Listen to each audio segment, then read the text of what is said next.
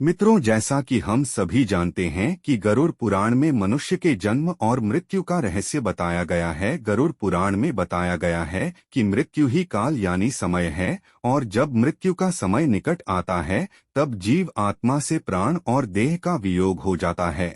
हर एक मनुष्य के जन्म और मृत्यु का समय निश्चित होता है, जिसे पूरा करने के बाद ही मनुष्य को मोक्ष की प्राप्ति होती है। परंतु यहाँ यह सवाल उठता है कि अगर किसी मनुष्य की अकाल मृत्यु हो जाती है तब उस जीव आत्मा का क्या होता है, और अकाल मृत्यु किसे कहा जाता है। आज हम लोग इसके बारे में जानेंगे, जिसका वर्णन गरुड़ पुराण में किया गया है। दोस्तों, गरुड़ पुराण में बताया गया है कि मनुष्य के जीवन का 7 चक्र निश्चित है, और यदि कोई मनुष्य इस चक्र को पूरा नहीं करता है, अर्थात जो अकाल मृत्यु को प्राप्त हो जाता है, उसे मृत्यु के बाद भी कई प्रकार के कष्ट भोगने पड़ते हैं। परंतु सबसे पहले यह जानना आवश्यक है कि अकाल मृत्यु क्या होती है, अर्थात किस तरह की मृत्यु को गरुड़ पुराण में अकाल मृत्यु की श्रेणी में रखा गया है। तो दोस्तों, इससे पहले आप अपने परिवार शुद्ध वचन से जुड़ने के लिए चैनल को सब्सक्राइब कर ले, क्योंकि आप एक सब्सक्राइबर नहीं, अपना एक परिवार है। मित्रों, सबसे पहले जानेंगे अकाल मृत्यु क्या है और किसे कहते हैं। मित्रों, गरुड़ पुराण के सिंहावलोकन अध्याय में बताया गया है कि यदि कोई प्राणी भूख से पीड़ित होकर मर जाता है, या हिंसक प्राणी द्वारा मारा जाता है, या फिर गले में फांसी का फंदा लगाने से जिसकी मृत्यु हो जाती है, अथवा विष, अग्नि आदि से मृत्यु को प्राप्त हो जाता है, या जिसकी मृत्यु जल में डूबने से हो जाती है, या जो सर्प के काटने से मर जाता है, या फिर किसी दुर्घटना का शिकार हो जाता है, या फिर आत्महत्या करता है, वह व्यक्ति अकाल मृत्यु को प्राप्त हो जाता है। लेकिन दोस्तों, गरुड़ पुराण में आत्महत्या को सबसे निंदनीय और घृणित अकाल मृत्यु बताया गया है। इतना ही नहीं, भगवान विष्णु ने आत्महत्या को परमात्मा का अपमान करने के बराबर बताया गया है।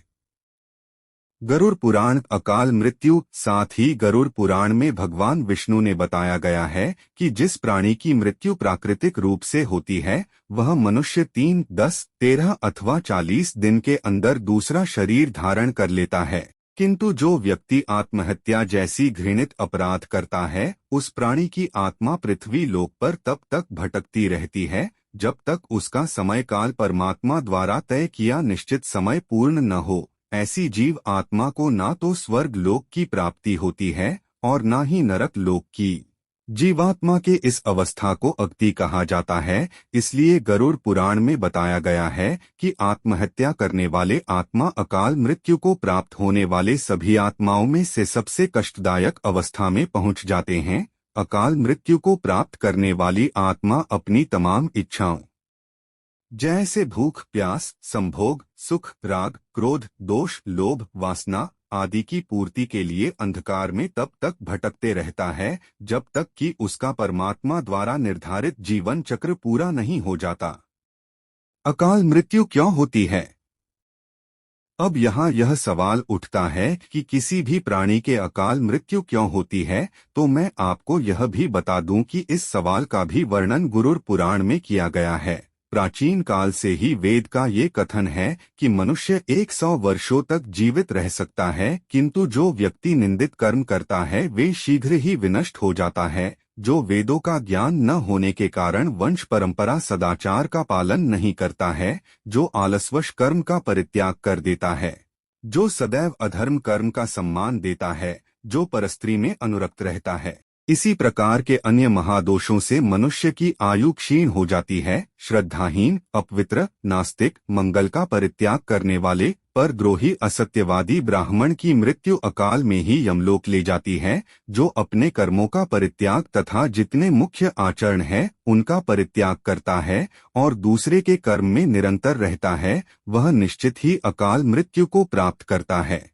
और जो शूद्र द्विज सेवा के बिना अन्य कर्म करता है, वह भी निश्चित समय से पहले यमलोक जाता है।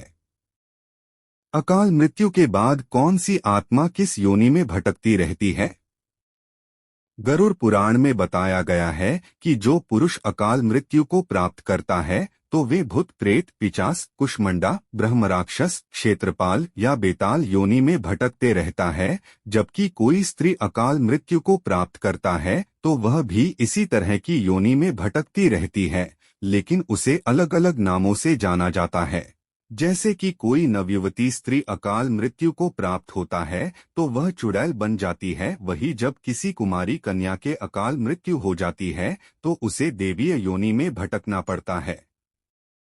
वैसे तो दुर्घटना, रोग, भूख, किसी भी प्रकार के अकाल मृत्यु को रोकना हम इंसानों के तो बस में नहीं है, लेकिन आत्महत्या को हम रोकने की कोशिश कर सकते हैं। जब भी आपके मन में आत्महत्या करने का ख्याल आए तब आप उससे जुड़े परिणामों को अवश्य जान ले, क्योंकि अक्सर लोग यही सोचकर आत्महत्या जैसे कदम उठाते हैं कि उन्हें सभी कष्टों से मुक्ति मिल जाएगा, लेकिन अज्ञानता के कारण वह नहीं जानते कि मृत्यु के बाद भी वर्तमान में हो रहे कष्टों से ज्यादा ही कष्ट भोगना पड़ेगा।